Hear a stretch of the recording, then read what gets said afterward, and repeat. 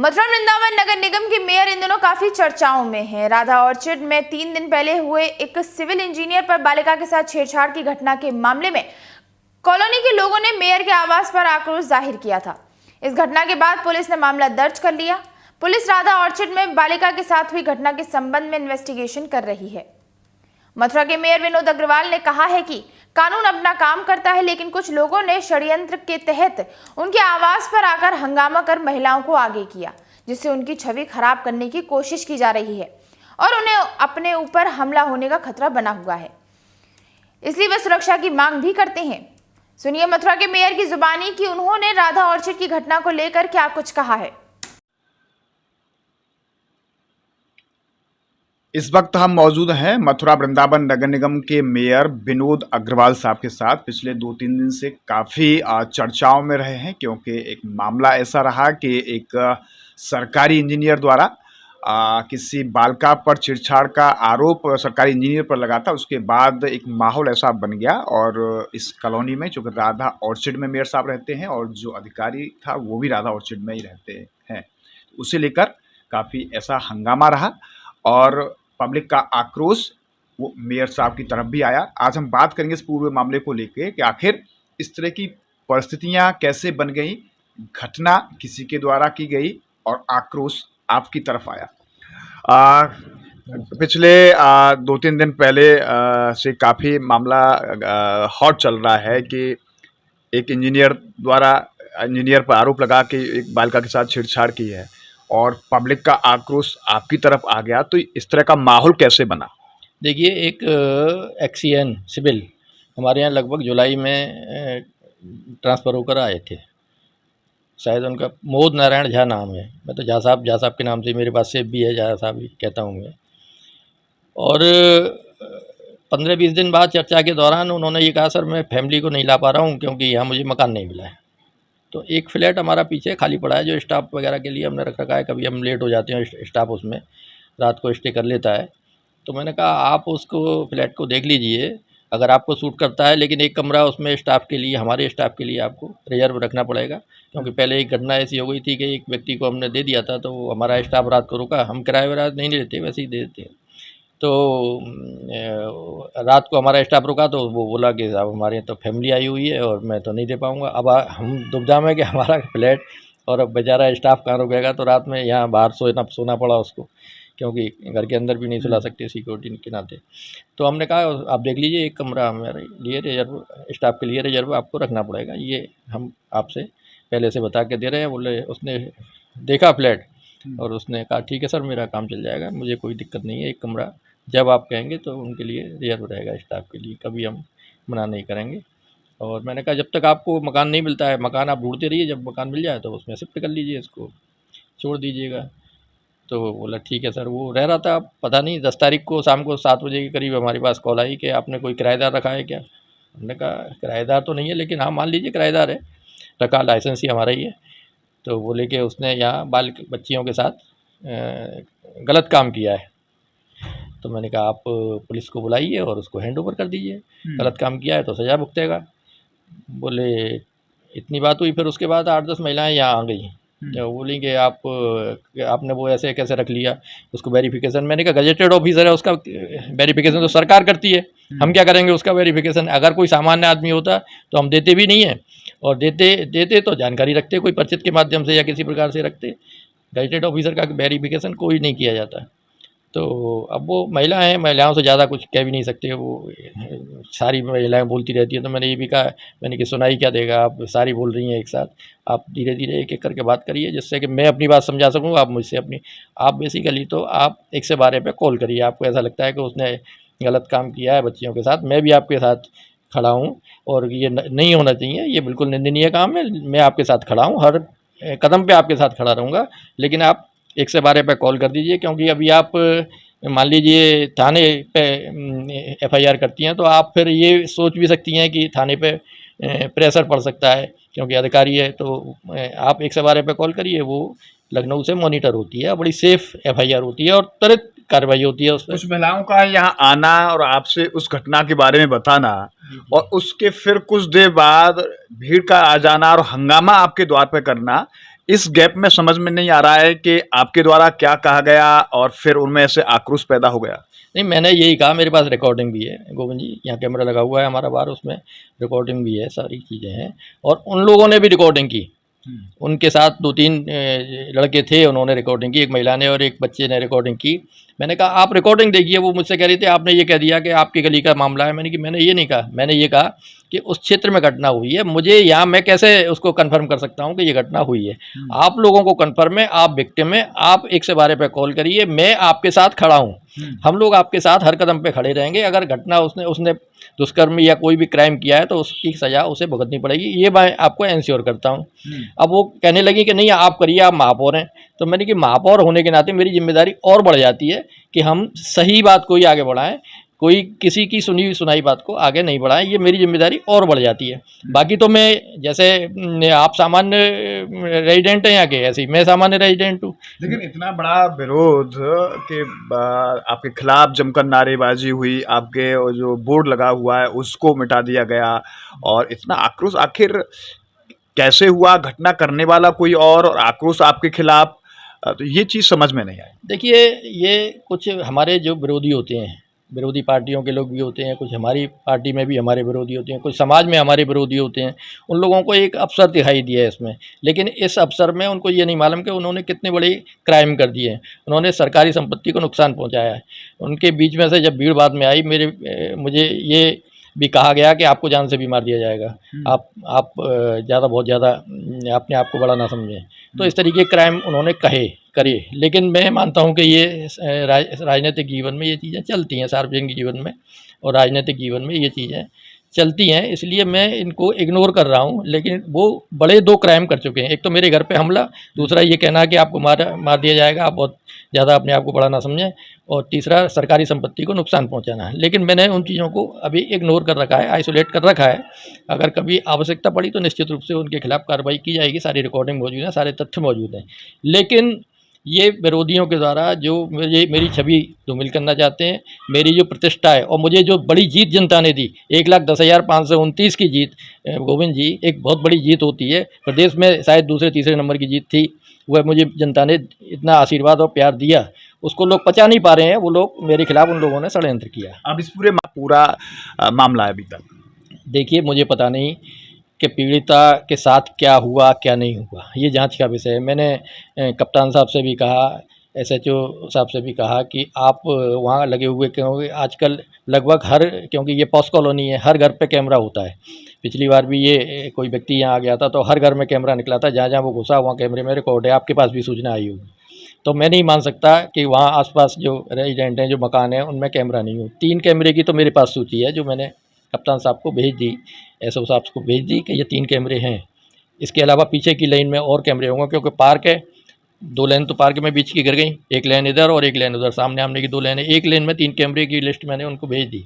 सामने वाले राजीव CA रहते हैं, निश्चित रूप से उनके यहाँ कैमरा ना हो ऐसा मैं नहीं मान सकता। मेरा आपके माध्यम से अनुरोध है पुलिस से कि निश्चित रूप से यदि इन्होंने डिलीट कर दी है उस समय की रिकॉर्डिंग को, तो इनके खिलाफ और गंभीर आरोप बनते हैं कि इन्होंने पुलिस को गुमराह किया, पुलिस को परेशान किया, पुलिस को डिटेन किया, बंद किया, और एक व्यक्ति पर अगर वो निरपराध है उसको षड्यंत्र करके उसको फंसाया, तो इनके खिलाफ बहुत बड़ा एक अपराध का कारण बनता है।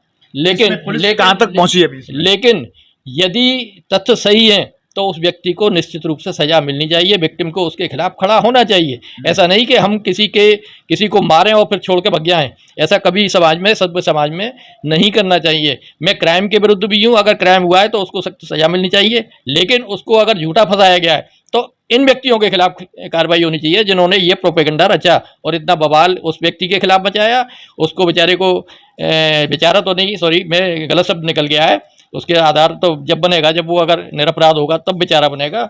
लेकिन यदि जांच के पूर्व कोई वो नहीं दिए, सबूत नहीं दिए गए हैं, सबूत नहीं दिए जा रहे हैं, FIR नहीं की जा रही है, तो निश्चित रूप से यह संदेह का मामला बनता है। और हमारे यहाँ आकर जिस प्रकार से क्राइम किया गया, पुलिस को डिटेन कराकर क्राइम किया गया, डिटेन कराकर, ये षड्यंत्रकारी सोच रहे हैं कि हम लोग जनता की निगाह में नहीं है, ये जनता की निगाह में भी है, पुलिस की निगाह में भी है, हमारी निगाह में भी है कि इन लोगों ने बड़े क्राइम किए हैं। अभी तक इस पूरे मामले में चूंकि साफ स्पष्ट स्थिति नहीं है कि इसमें षड्यंत्र था या एक्चुअल घटना हुई, चूंकि पुलिस का पार्ट है, पुलिस इसमें इन्वेस्टिगेशन कर रही है। आपकी अगर पुलिस से बात हुई है तो पुलिस अभी तक इस इन्वेस्टिगेशन में कहाँ तक पहुंची है? देखिए, ये असल में ये लोग मुझसे कह रहे थे कि एफआईआर आप कराइए, मामला वहीं से फिर शुरू होता है। इन लोगों ने कोई इन्फॉर्मेशन विक्टिम ने नहीं की, जो अपने आप को विक्टिम बता रहे थे। अब मुझे पता नहीं कौन विक्टिम है या एक्चुअल में नहीं है। इन्होंने यहाँ वीडियो बनाकर हमारे घर की हंगामा करते हुए, पुलिस को डिटेन करते हुए वो सारी टैग कर दी, और वो शायद उत्तर प्रदेश सरकार के पास वो वीडियो पहुँची थी। वहाँ से पुलिस के ऊपर प्रेशर आया होगा डेफिनेटली, जो प्रक्रिया है, क्योंकि मैं शासन व्यवस्था में हूँ तो मुझे मालूम है कि क्या प्रक्रिया रहती है। वहाँ से जब डीजी वगैरह के फ़ोन आए होंगे तो पुलिस को 12 बजे हमारे कॉलोनी के अध्यक्ष हैं अरविंद प्रताप, उनसे फ़ोन बुलाकर एक तहरीर लेनी पड़ी कि आप कुछ तो दीजिए जिससे कि हम इस मामले का जवाब वहाँ दे सकें। तो उन्होंने एक तहरीर दी, उसके आधार पर उसको एक्सीएन को डिटेन किया गया, और परसों शायद वो कचहरी कोर्ट लेके गए थे, तो परसों लेट हो गए थे, और कल शायद उसको जेल भेज दिया गया है, क्योंकि अभी कोई भी तथ्य मौजूद नहीं है। तो शायद आगे की इंफॉर्मेशन के लिए, आगे की फर्दर इन्वेस्टिगेशन के लिए पुलिस से कहा गया है। पुलिस आज मेरी एसएचओ साहब से बात हुई, यहाँ पंडित हैं गोविंदनगर थाना इंचार्ज, तो वो कह रहे थे कि इन लोगों ने कोई एफआईआर हमको कई बार कहने के बावजूद नहीं दी है, ये दे नहीं रहे हैं।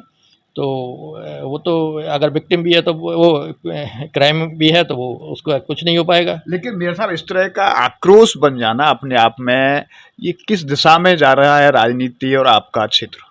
नहीं, ये आक्रोश देखिए, कई बार कुछ षड्यंत्रकारी होते हैं, और आजकल सोशल मीडिया का ज़माना है। जिस प्रकार से कश्मीर में आपने पढ़ा होगा कई बार कि जो सोशल मीडिया पर जो व्हाट्सएप चैट चलती थी, उसके माध्यम से लोग इकट्ठा तुरंत हो जाते थे आतंकवादी, और वो किसी पर भी हमला कर देते। यहाँ मेरे ऊपर भी लगभग हमला ही एक किया गया, वो हमने अपने आप को संयमित रखा, इसलिए वो हम बच गए। और मेरा आपके माध्यम से पुलिस प्रशासन से अनुरोध है कि मेरी सुरक्षा व्यवस्था की जाए, क्योंकि भीड़ में से कहा भी गया था कि आपको मार दिया जाएगा, आप बहुत बड़े अपने आप को महापौर हो गए, तो अपने आप को ऐसा ना समझें। ऐसा लगता है कि आप पर कोई आक्रमण भी हो सकता है? बिल्कुल, आप सुरक्षा की मांग करते हैं? बिल्कुल, डेफिनेटली मेरे ऊपर आक्रमण होने की संभावना है, क्योंकि षड्यंत्रकारी और जो विरोधी लोग हैं वो उनको पच नहीं पा रहा है विनोद अग्रवाल। लेकिन जनता ने जिस प्रकार से मुझे आशीर्वाद दिया, लेकिन कुछ विरोधी लोग ऐसे हैं जिसमें हम विरोधी पार्टियों के लोग भी हैं, हो सकता है कि हमारी पार्टी के भी लोग हों, वो मिलकर षड्यंत्र ये किया, और आगे भी कोई षड्यंत्र करके मेरे ऊपर कोई भी हमला कर सकते हैं, जिससे कि मेरी जान को खतरा हो सकता है। आप मथुरा वृंदावन नगर निगम के मेयर हैं, और आपने अपने प्रतिनिधि के रूप में मनोज फौजदार को बनाया है। जी जी जी, बिल्कुल बनाया है। प्रशासनिक व्यवस्था से उस परिवार का पुराना संबंध है, और यह जो दायित्व है महापौर का, पूरी तरह से प्रशासनिक दायित्व है। जब मैं कभी नहीं होता हूँ मथुरा में, मुझे कई बार जाना पड़ता है किसी व्यक्तिगत काम से या पार्टी के काम से या प्रशासनिक काम से, और यहाँ कोई मीटिंग वगैरह आ जाती है, तो मैंने अपना कोई ऐसा प्रतिनिधि नियुक्त किया है जो कि उन मीटिंग्स को अटेंड कर सके, यदि कोई बहुत आवश्यक काम हो तो उसको भी कर सके। इसलिए मैंने मनोज फौजदार को, जो कि प्रशासनिक कार्यों से वाकिफ़ हैं, पूरी तरीके से अच्छी तरह से परिचित हैं, क्योंकि लक्ष्मीनारायण चौधरी जी लगभग हमारे बड़े भाई हैं, और लगभग 25 साल से वह पूरी तरीके से सरकार में शामिल है, और उस परिवार के एक सदस्य के रूप में वह भी सारी व्यवस्थाओं को जानते हैं, इसलिए मैंने उनको नियुक्त किया है। क्योंकि त्योहारी सीजन चल रहा है, किस तरह की व्यवस्थाएं नगर निगम में होंगी? नगर निगम में जिस प्रकार से होती रही हैं उसी प्रकार से हम व्यवस्थाएं करेंगे, बल्कि उससे और बेहतर, जहाँ कमी रह गई थी पिछले वर्षों में, उन व्यवस्थाओं को और पूरा करेंगे। दीपावली आ रही है, दीपावली के बाद तुरंत भैया दूज का जो पर्व होता है, मथुरा के लिए बहुत बड़ा पर्व होता है। पिछली बार भी आपने भी स्वयं प्रशंसा की थी कि बहुत अच्छा पर व्यवस्थाएं हुई। मैं आपको विश्वास दिलाता हूं कि पिछली बार की जो व्यवस्थाएं थी उनसे भी अच्छी व्यवस्थाएं इस बार हम करेंगे, ऐसा मैं जनता को भरोसा दिला सकता हूं। राधा ऑर्चिड में ये घटनाक्रम हुआ है, बालिका के साथ छेड़छाड़ के मामले में आप किस तरह की मांग आप करते हैं एज मेयर? देखिए, मेरा यही अनुरोध है कि अगर क्राइम किया गया है तो क्रिमिनल के खिलाफ हमें डटकर खड़ा होना चाहिए, और ये दूसरे आदमी को किसी को लपेटना, मैं अपनी बात करूं या कोई और हो, उसकी तरफ मोड़ देना उस घटना को षड्यंत्र के तहत, या अपनी व्यक्तिगत स्वार्थ को लेकर, सोच को लेकर, इससे क्रिमिनल बच जाता है। आपने उस जो वास्तविक अगर क्रिमिनल था, चाहते हैं कि अगर वो दोषी है तो उसके खिलाफ कार्रवाई हो? डेफिनेटली कार्रवाई होनी चाहिए, लेकिन किसी भी निर्दोष व्यक्ति को फंसाना नहीं चाहिए, चाहे वो एक्सीएन है, चाहे कोई और हो, कि कभी भी किसी निर्दोष व्यक्ति को नहीं फंसाना चाहिए, क्योंकि ये उसके चरित्र पर बहुत बड़ा एक धब्बा हो जाता है। और अगर आपने बिला वजह ये प्रोपेगेंडा किया है तो उन बच्चियों के बारे में सोचिए कि वो बच्ची ज़िंदगी भर के लिए उनके ऊपर एक कलंक लग गया कि अब कांग्रेस के जो एक जो लोकसभा का चुनाव लड़े थे, उन्होंने पुतला भी आपका मेरा पुतला फूका, उसके लिए मैं उनका अभिनंदन करता हूं, धन्यवाद देता हूं कि मेरा पुतला फूके, 1000 बार फूके, मुझे कोई आपत्ति नहीं है। लेकिन उस बच्ची के विषय में उस नालायक व्यक्ति ने ये कहा कि उसको निर्वस्त्र कर दिया गया, उसके साथ दुराचार किया गया। अब वो बच्ची जीवन भर उस कलंक को लेकर ढोएगी।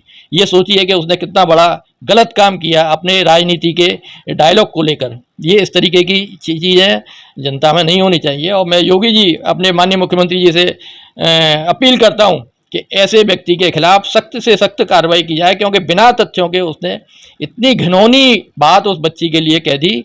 मैं बहुत दुखी हूँ। वास्तव में घटना हुई या नहीं हुई, ये बात जांच का विषय है, अगर उसने कुछ किया है, लेकिन इतना प्रकरण कभी सामने नहीं आया कि जिस प्रकार से उसने होली गेट के चौराहे पर खड़ा होकर उस बच्ची के विषय में ये कहा था। मैं अपने माननीय मुख्यमंत्री जी से, जो कि कानून व्यवस्था के लिए बहुत एक ऐसे व्यक्ति स्तंभ के रूप में खड़े हुए हैं, जो भारत के इतिहास में उन्होंने अपना पहचान बनाई है कानून व्यवस्था को स्थापित। जो उत्तर प्रदेश अराजक प्रदेश हुआ करता था, उस अराजक प्रदेश को ठीक कर दिया। मेरा माननीय मुख्यमंत्री जी से निवेदन है कि ऐसे व्यक्ति को, जिसने इस व्यक्ति के विषय में, इस बच्ची के विषय में ऐसी अश्लील बातें कही हैं, उसका एसेनेशन किया है, उसके चरित्र का, उसके बारे में इतना गंभीर और गंदे आरोप लगाए हैं, गंदी बातें कही हैं, उसके खिलाफ सख्त से सख्त कार्रवाई। क्योंकि ये लोकतंत्र, हमारे लोकतंत्र बोलने की आज़ादी देता है, लेकिन इतनी आज़ादी नहीं है कि हम किसी व्यक्ति के चरित्र पर ऐसे आलांछन लगा दें, किसी बच्ची के विषय में ऐसी बात कहते हैं। ये बहुत घिनौनी बात उसने कही है, उसके खिलाफ सख्त से सख्त कार्रवाई